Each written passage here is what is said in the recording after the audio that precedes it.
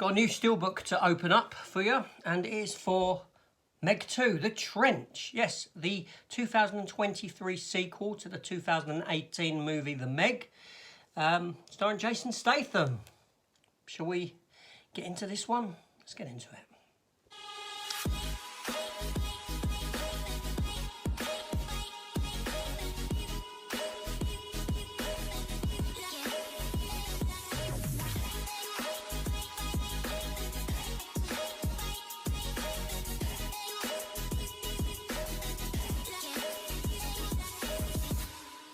Hi everyone, and welcome back to the channel, and welcome to a new Steelbook opening. Yes, the MEG 2. It's out this coming Monday on physical media in the shops.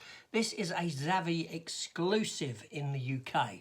I state in the UK because you can get it on Amazon France and places like that. But here in the UK, it is exclusively through Zavvi.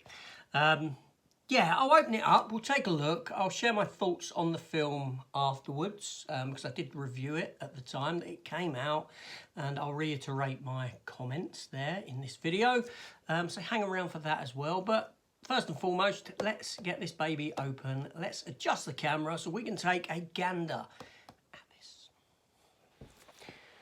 Okay, so here we have the Steelbook. Obviously, it is one of the various posters that we utilised for the marketing of the film. In this case, let's not give Jason Statham an image on the front. No, let's get the little dog on the front instead, because he is a returning character in the movie. Yes, dog versus Meg. Anyway, so obviously this is a 4K HD and Blu-ray edition.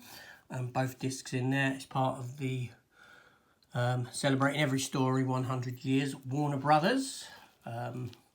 Yeah, but let's take the wrapping off first before we delve any further into it. So here we go. Let's get that baby off. It's got a matte finish to it. We can see that already.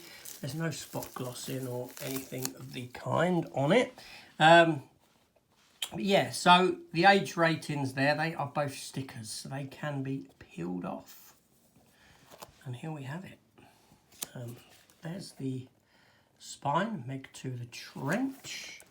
And here's the back. So, back for seconds. These are based on the books by Stephen Altman. I have read a number of the books, but not all of them. There's about 6 books, I think. You've got a few special features on there. I expect that not to be very much. Here's the tech specs, obviously 116 minutes in length, Dolby Vision, Atmos, and there's your information on subtitles and languages, etc. for both discs. You can pause that, you can take a look. But let's get this J card off. It is stuck on with some glue, lovely glue that they used. Oh bloody hell, that is hard glue. I hate that. I hate that they use that stuff. I really do. Let's get that off. Awful, just awful. So there we go. There we have the front in all its glory. Nice image. Nice, you know, big shark's jaws open. Sort of comedic tone to it with the dog there looking at it. The film isn't to be taken seriously at all. The books are, though. The books aren't the same tone as the film. Like I said, there is the spine. Let's have a look what's on the back. There we have the back. Shark sighted today, enter water at own risk. With a bite out of it.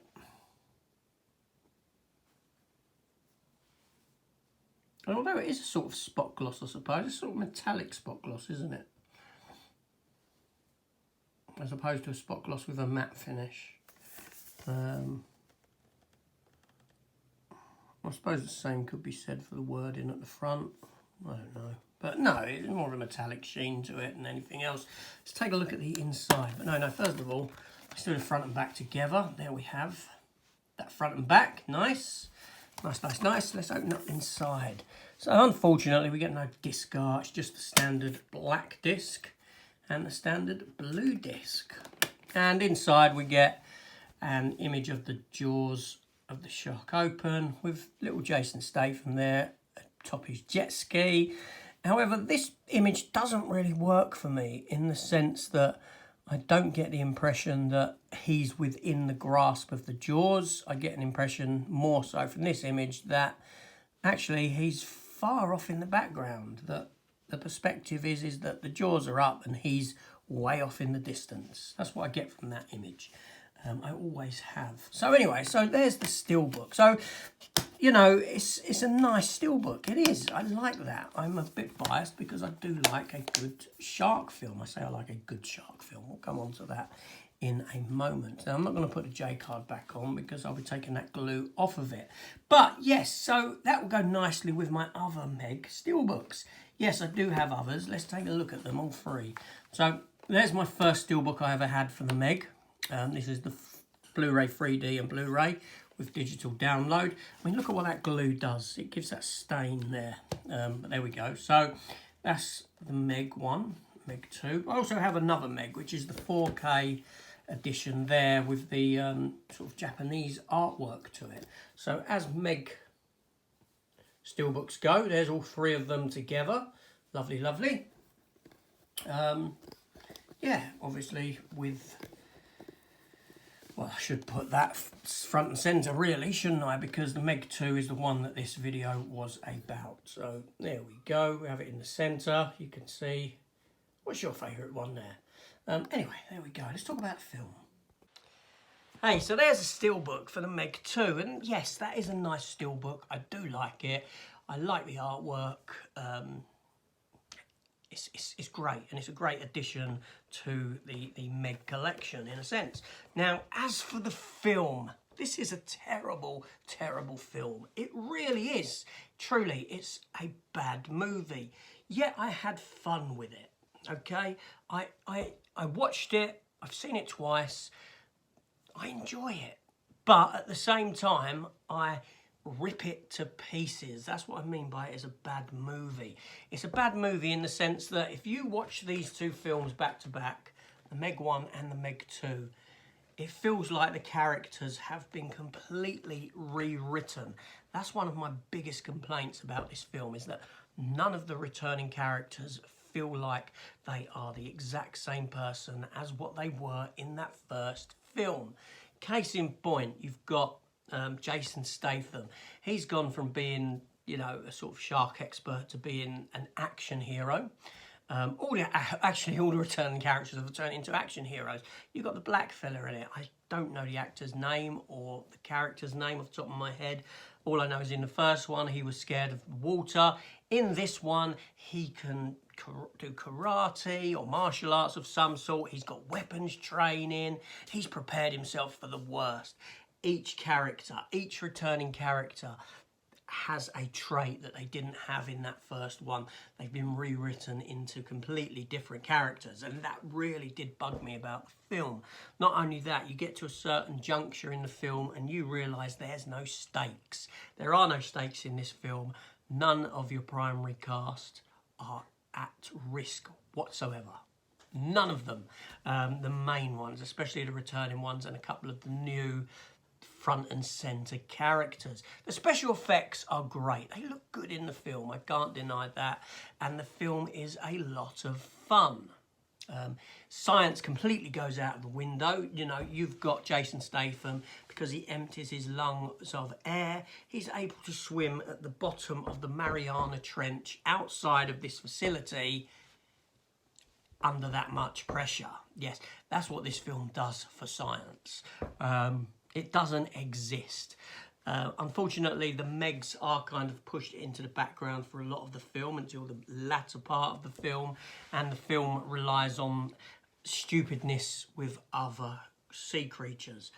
Not that that's silly in the sense, because the book done exactly the same. However, in the book, it was more of a sort of, imagine, I don't know the name of the dinosaur, but you know, your Loch Ness Monster kind of thing, underwater with fins, long neck, but it's more of a crocodile-y head on it. That's the other creatures that came up in the book, and they're a formidable foe against the MEG themselves. In this, we get the octopus, the giant octopus kind of thing. And then the little things that are running round, these little dinosaurs, you know, they're exactly the same as what they were at the start of the film. At the start of the film, we introduced them on land 65 million years ago, however long, when we see the T-Rex getting taken down by the MEG. Okay, fine. But then jump to now, and these creatures, these little dinosaur dog type things, whatever they are, have survived underwater, because they are able to survive underwater, but they've still got damn legs. They haven't evolved over 65 million years to the point where actually we don't need legs because we're swimming. Maybe we'll lose the digits and we'll turn into fins or something. That doesn't happen. They're exactly the damn same. It makes no sense whatsoever. So the film makes some massive missteps. And there's a lot of films that I like to hate. And what I mean by that is I watch a film like this. I enjoy watching it. But at the same time, I know what I'm watching is a bad film. And while I'm watching it, I am going to tear it to shreds. Other films in this ilk are Batman Forever, most definitely. We've got Judge Dredd is another one I love to hate on. Spawn, another one. And the MEG goes and joins them as a film that I love to hate. So there we go. There's the Steelbook opening, a little discussion about the movie, The MEG 2. Now tell me your thoughts down below on the film and tell me if you are picking this film up this week. It doesn't matter if it's DVD, if it's Blu-ray, if it's the standard 4K, if it's the Steelbook here. It doesn't matter. Every version carries its worth. And we're all helping the physical media, keeping it alive by buying whatever version we buy. So let me know. Or did you see the film and you thought, you know what, it's a load of rubbish? Or did you see the first one and think, I'm not even touching the second one? All points are valid as well. Of course they are. We'll have a discussion about it in the comments down below, and I shall see you on the next one. Take care all, and goodbye.